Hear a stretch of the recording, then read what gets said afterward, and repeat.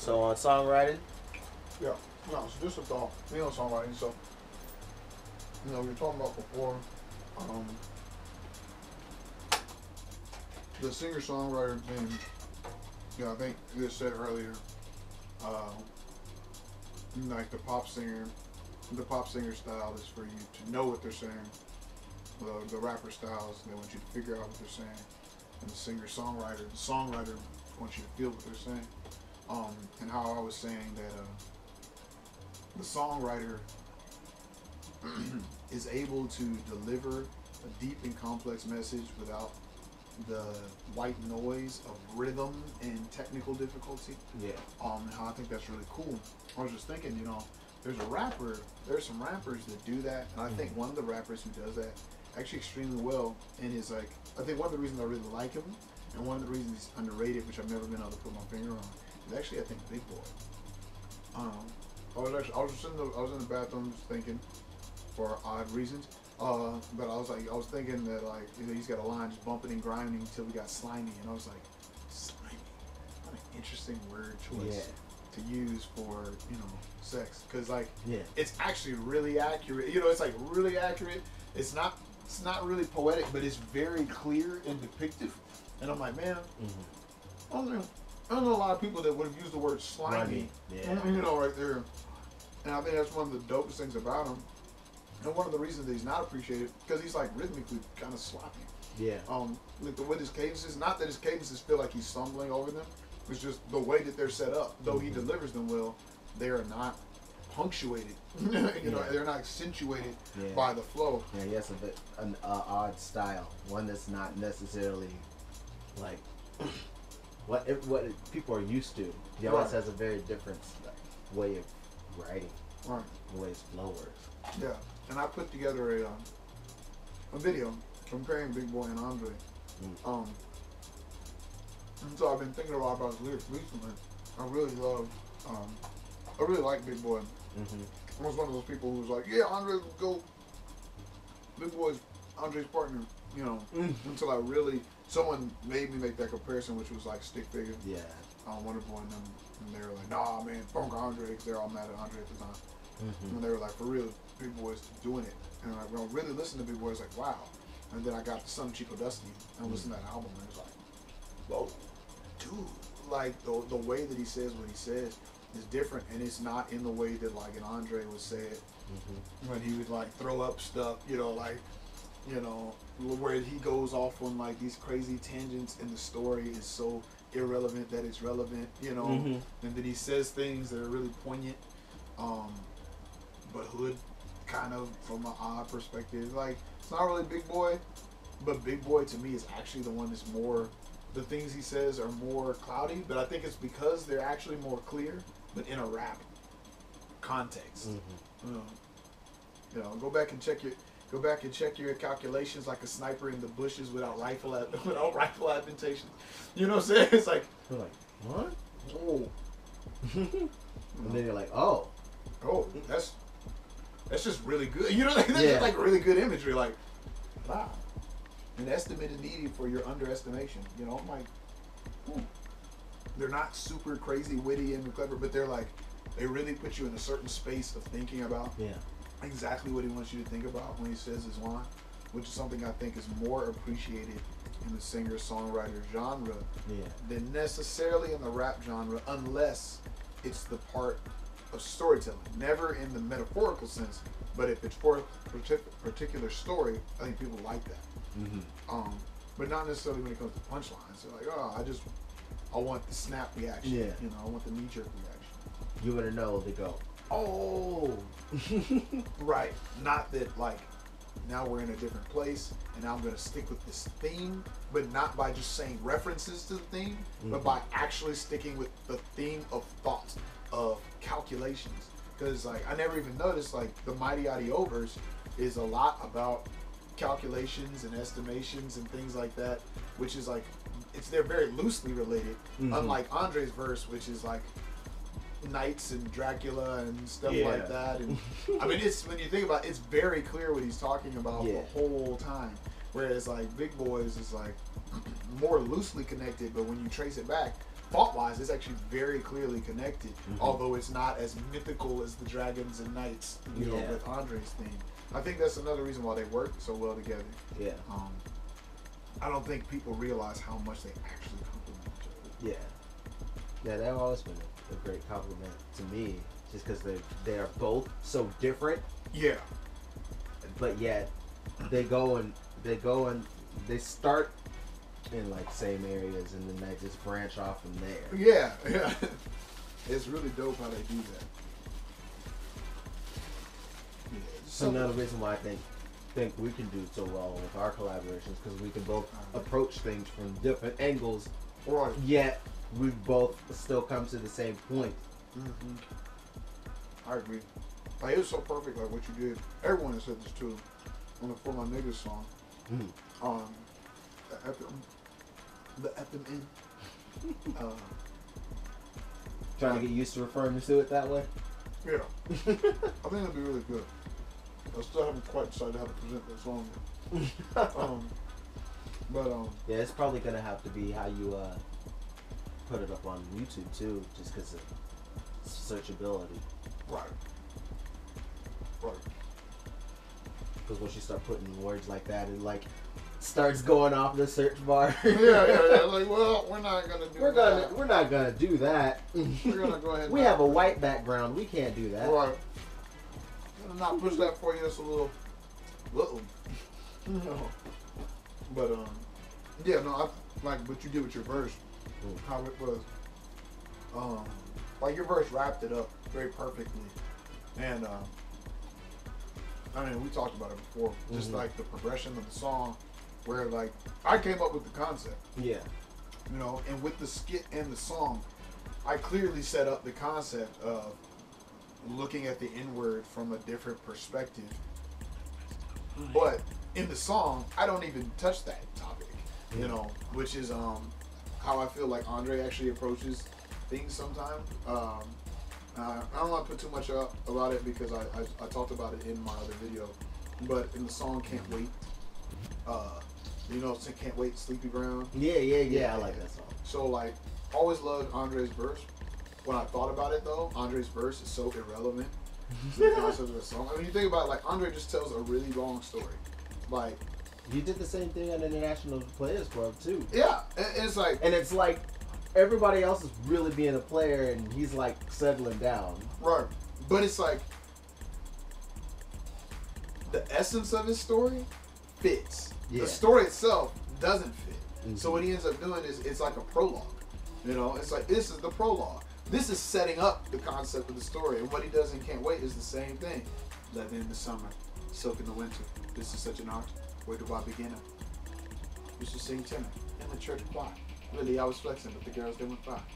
I'm the type of guy that's noticed, so it's like, what the hell are you talking about? It's like, talk about I can't wait. Like, you know what I'm saying? It's like, but he sets up this whole thing, and then he just leaves the concept of the song to everyone else. Everyone else handles it, but what he does is he gives you, like, this amazing prologue that gets you all sucked in, and then you're really cool, and then at the end of this verse, I can't wait. It's like, what? Yeah. Like, what? And then it's like, now, here's what the song's about. And everyone else, like, just handles that. I feel like that's kind of what I did on that song. Always, you know, with the skit, it's set up that obviously, okay, we're about to talk about some stuff. And then my verse is just, this is what I do for all my niggas. I kick it all my niggas. And this song is for my niggas. And then like Stick is like, yeah, this is for my niggas. Sometimes that causes trouble. And then yours is like, all right, for my niggas. I don't usually go there because of this. I know other people that don't go there because of this. Let me tell this story from this perspective. And now it's like an outward perspective of verse 1 and 2, and then how you end up with verse number 3. You know, which works really well. But if you just had my verse, it'd be a very different song. Or if everyone approached the song with their verses the way that I approached it with my verses, it'd be a very different song, and it wouldn't be as connected to the skit. But like with the progression of the song, the way that the song ends with like your verse, it ties it all the way back to verse, like to the skit before the song starts. You know, which I think is like really cool and stuff. Those are the type of things that I think, like you were saying, that you and I do naturally when we collabs. It's just like, oh, come at it this way. All right, I'll try and do this. Especially when it's like on serious stuff. Like we approach it like differently. and then it still complements each other really well. Because I feel it was like that on soundtrack to the Globe that never came out. Oh yeah, man, I really wish I put that song out. Maybe somehow we could still do it. I still think that song was good. Cause that was cool. Cause just like you had a very direct thing, and I was like, I'm gonna go satirical then. Yeah, right. When I was using all sorts of weird, random sound effects.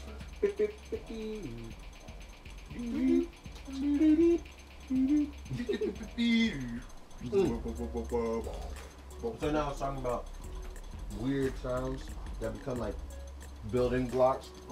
If I can find my phone, it's attached to this. Yeah, it's coming out of the wall. It's underneath. Well, yeah, I just forgot it was underneath the backpack. Right. It's a growth. Because the song I showed you the other day that was gonna be for the other dude. Like the way that mug starts off. It starts off with the thing I built the beat around, and it's just this really weird, like, synth sample thingamajiggy I found. It's just like, I just like, what is this? Like, well, like I found it didn't sound like this, but I morphed it to sound like this, and I was like, I'm gonna build the whole beat around that. And so now it's just like everything is just around. Oh, I can't fast forward. Dang on it. I hate it when my thing doesn't let me do that. No. But anyway, like later on, it comes back in and it's just like in there, and it just adds that little bit of texture that's needed to make it really pop off. And it's like, how do you make a beat off of that? Like a hip hop beat off of some weird, wonky noise. Dude, I feel like that's how all of I guess it's trap. I think it's really a more specific genre, but kind of the trap beats that are happening right now. I feel like that's what a lot of them are based off of. Textures and sounds. And then really dirty morphed basses and things like that. Dirty, you know, really sonically dirty sounding things. I feel like that's very close to that style. Because it makes me think, is there's like another one where I was like, how did you get so creative to like come up with these, to do this percussive like rhythms? It's on I don't know if you've heard it, but it's called Caroline. Okay. Yeah. Like there's like all the like different sounds in there. I don't remember the beat. I'm about to find it. One of my youth really likes Army Man. And so he was playing it. And then like when Rap Critic did it, I checked it out because I was like, oh, this is the second time I've heard about this guy. I'm trying to find out where the ox.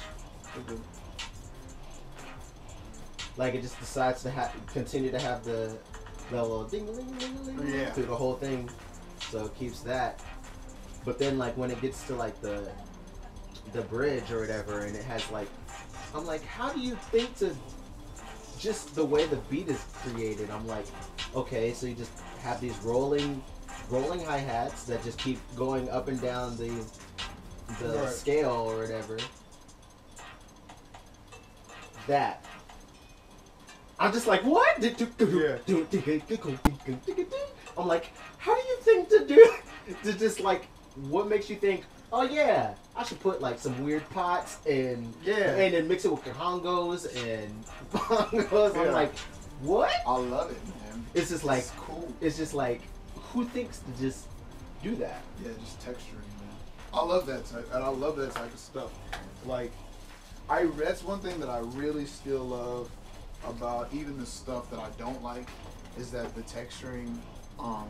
There's still a lot of creativity, like in trap beats. If you just listen to them, like the people are like, oh, they all sound the same. It's like, no, they really don't. Like, I feel like trap beats in and of themselves are very creative, like in the way that they're created, and the way that they're made. Their composition is very creative. And like, I've got a friend, John. It's always really interesting to me when I talk to him about stuff like this. He's a jazz player, saxophonist. I did a video on Facebook with him. He and I doing "Don't Be That Girl," a remix version with a rap version and stuff. And excuse me, he loves, like, he likes the awkwardness of hip hop composition. Like how there's like, he loves how, specifically, how pitched percussion is introduced into a lot of hip hop beats, and how it doesn't at all match with like the harmonic texture that's already there.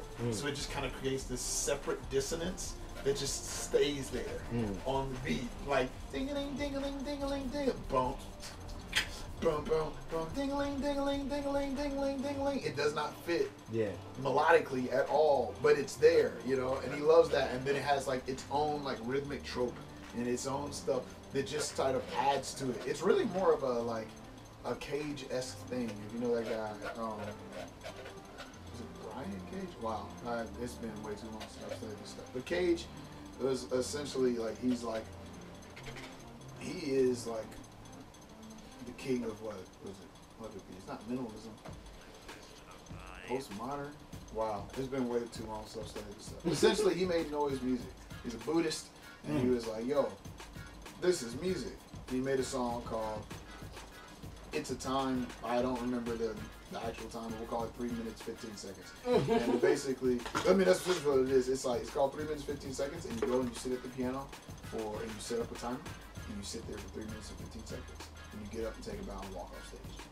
Yeah, that's the piece, because the piece is the sound that's introduced in the awkwardness of the silence, like the things that rise to the top, the coughs, the all of those things that happen. That's the composition. Wow. And he does stuff like that. He was brought on a lot of TV shows and stuff in the 1900s, or in the 20th century, on TV and junk, and they had him come in and he'd like turn on a blender, then go turn on a radio, and then change it to this, and he had very detailed instructions about what to do.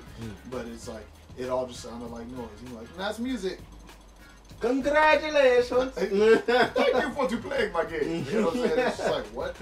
You know, and it was like, he was known for doing things like that. But that's how Cage thought about music, you know, and like a smaller form of that, you know, that combined with some traditional forms of thinking about music and melodic ideas and bass lines is essentially what makes up a lot of this stuff. And it's super apparent in trap music. Like, trap music kind of gives you the freedom to explore a lot of other stuff without kind of messing up the genre. It's a part of the sound to have, you know, kind of like an industrial type thing. It's a part of the sound to have noise. Yeah. To have noise.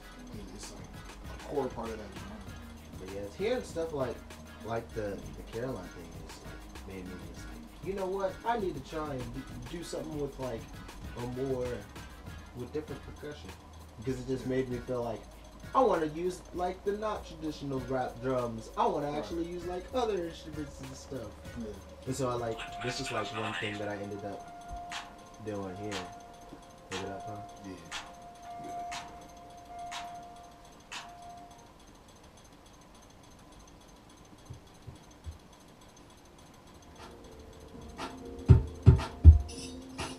So it's just like, I'm gonna use like sounds of just like regular items. So it's just like, I'm gonna have to like use actual like togos and then like the shaker and weird shakers like that. This is tight. Oh.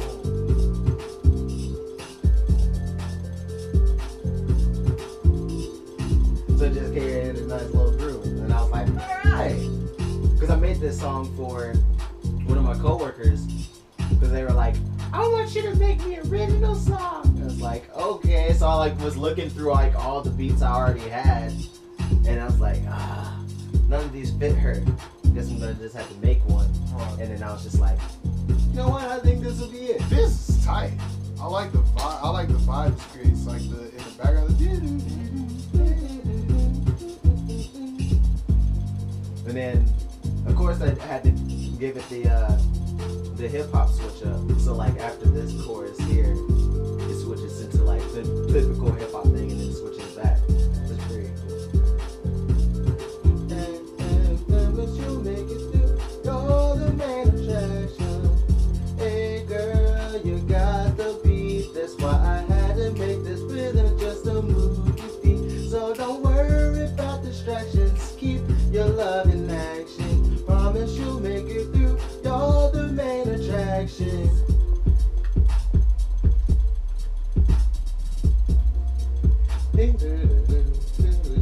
to like. To me, switch it that's up. like that is trap. Like, when it's like when you have all those other elements and then you just slap. This is the bass line. This is the boom bap on the top of it. That's like that's that's subgenre trap. Like, and then like for this, just this like tiny part, I ended up like it was just the voice going ah, and then I just chopped it up to go ah, just to put some randomness in there, but it added a cool little bit of texture to it. So I love like using light textures. I don't remember what got me on that, but it was a long time ago. It's like if you listen to beats like older beats of mine, like X-Men. I don't know if you remember that beat. There's a beat actually called X-Men. I don't know about that. The beat I'll play it for you. ooh, show it off. Ooh, Oops, that wasn't supposed to happen. Yeah, sure it wasn't. I'm just saying, I'm not trying to get. If I use part of this, I want us to get taken down. Copyright jump. It's just a new project. No.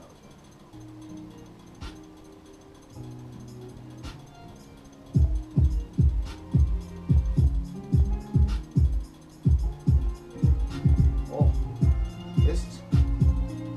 Yeah. This Didn't is you let me hear this one? Yeah, this one's going on the album. This one's so sick. That beat is crazy. But yeah, this song is gonna be. I'm excited for that. I really like that you're taking your music that direction more. I know that it's been a intentional thing, and I think it usually is for people when they decide to talk about things that are more personal to them. That it is like intentional. Like, all right, I'm gonna do this. You know, so I think it takes a lot of. I'm about to sound like a stan. Like, well, this is something that like fans usually say, but like I think it really is like a very. It takes a lot of courage to. Is that it? Yeah. Well, I'm like some of the sample we're missing, so I'm loading them back in. So this is gonna be tight. I think like I used to think that like a lot of your beats just had like the wrong song choice, like the wrong sound choice. Just that the sound choice was different and didn't quite fit the vibe of what you were necessarily going for. But like after like I think Purple Hearts was the first one where I was like, no, it's like it's not the sound choice, I think it's the song choice over the beats. Like, cause like when you did a song like Purple Hearts, I was like, oh man, like if I heard the beat for Purple Hearts, I would have been like, oh, it sounds like it's supposed to be this, but it's not quite that. But with Purple Hearts, it was exactly what it felt like it was intended to be. You know, I think it's the song over the beat and the context, and like I think with some stuff like you hit it like right on the head, like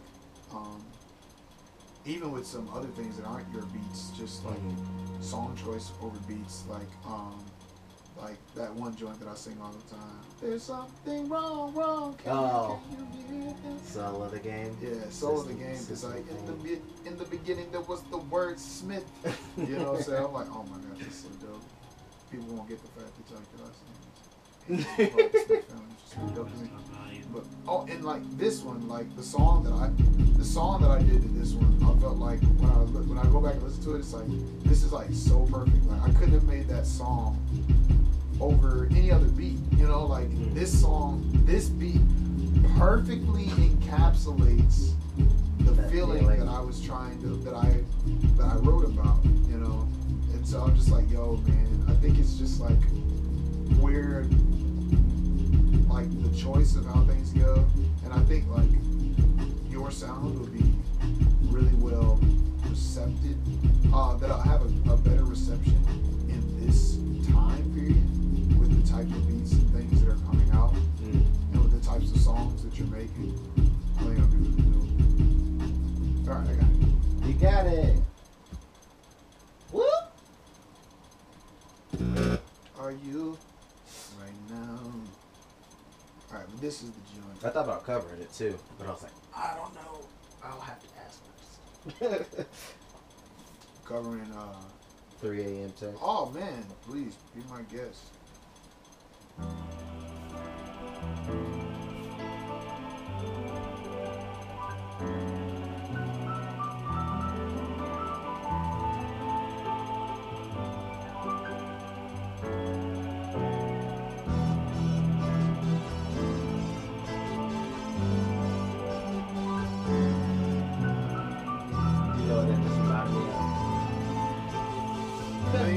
Yep. Oh, wow. Don't let me down.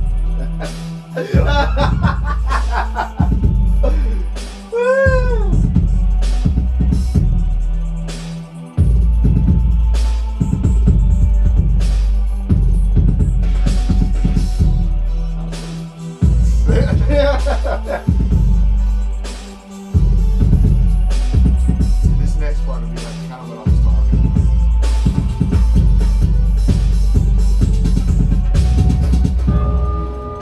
Dang it! Why? Found the one, just one more thing. Always messed one up. sound, man. Always like, yeah, we're rocking. One band, one sound. Way to kill the mood, Reason. So much stuff. Like, percussion wise in here, there's like. Am I hearing like snaps? So there's like tambourines, footsteps.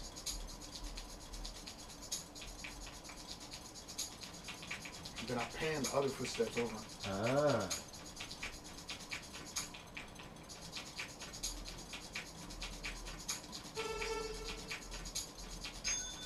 Things ring bells. Mm-hmm. Hold another behind. There's other stuff though. And then like in the part before that, the breakdown part, there's also this.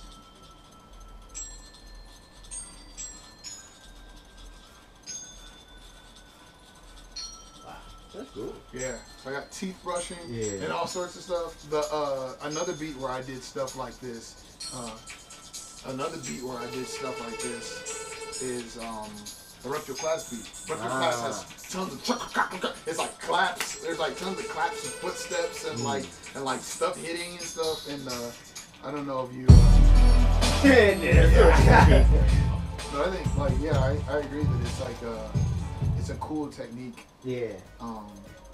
It's a really cool technique and super dope when they do it. I just think it's crazy how we'll just randomly get the ideas like, that would sound cool together. Yeah. And it's just like, how did you think of that? It's like, you know where I first got introduced to that? Doing it on purpose. I mean, I think I might have done it before for things, but where I got introduced to doing that on purpose is the over instrument. Oh. Like Drake's over? That beat. Yeah. Like after the beat drops, I remember listening to the percussion that Kanye used, and it was like, yo, it was just a lot of stuff. Oh, that's a Kanye beat thing. Oh, yeah. All sorts of different rhythms happening, Yeah. and they're all just kind of like snapping together to make that sound. That's sick. But that's a Kanye thing, like just using the sounds and just.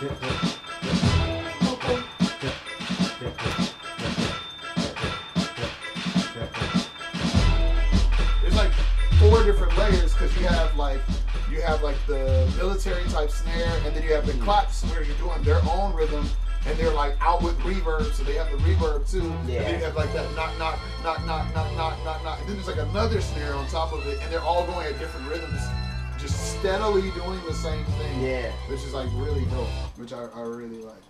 And I was like, when I heard that, that was like my inspiration to make the Rep Your Class beat, and a lot of the beats I did after that. Subsequently, I had other influences, but I always used that same undercurrent rhythm type of style. And then classical music in the why am I keep forgetting the name? 20th century music. In 20th century music, crap like that was happening a lot with like Cage and stuff, and there were a lot of percussion pieces that were like that, where it's like, here's a rhythm, here's another rhythm on top of it, here's another rhythm, and now those rhythms have made a melody. Now here's something else on top of that, and then by the end of it, it's just like, and you're just like, oh, but you can still like, oh, you can be like, oh, I got a beat. That's crazy, you know. And it's like, man, like that was like a technique that. So I was like, I was studying that same type of stuff, and then I was like, hearing it being used in hip hop, and was like, oh, you know what I'm saying? So it's like, really dope. That's dope. That is dope. That makes me think of like some of the weird things that I do, just because the way Fruity Loops works. Like there are times, there's like I think a few beats where I was just like, you know what I'm gonna do is just have it offset by like one like fourth step. Right. And I'd have it go like kick bass, just weird things like that, where it just be like, or it'll be like two different kicks sometimes. It'll just be like, where just that little bit of offness is just like created something different that made it sound cool. Just playing around with stuff is always fun. Creativity is so much fun. Music is such a beautiful playground. I love these DAWs. I love these DAWs. They all kind of encourage certain types of sounds too, depending on what type of person you are, which type of DAW you're using, and like what your workflow is. It kind of like leads to different forms of creativity just because of the things that you have at your disposal in front of you. You know, when I got these refills, I got all these sounds, tons and tons of sound effects. Yeah. You know, so it's like I was using way more different sound effects. So I had thousands and thousands of sounds. Yeah. I started like finding more and more sounds and stuff, and the stuff that I've gotten. I was like, wait, I've had this the whole time and didn't even realize it. So I'm just like going through all the sounds and like, ooh, I can't wait to use that. I can't wait to use this. Man. I might use this. I need to use this now. And then this is right now. But yeah, there's like a lot of different things that you just end up finding just by going through different new sounds and stuff like that too. Yeah, I usually make, I have a whole Swiss Beats series. I know you probably know the original Swiss Beats, which is the which I still think about using every once in a while. Right, the one that I gave to Gully, sort of. Like that one. But there's like a whole another set of Swiss Beats. They're like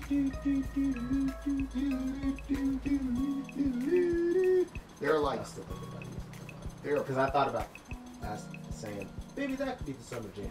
Oh no. Yeah, man, that beat is so fire. It's like it needs love. Hey man, I can give it, man. I can give it. It needs love. Because I already had like the song concept in my head called Stop and Stare.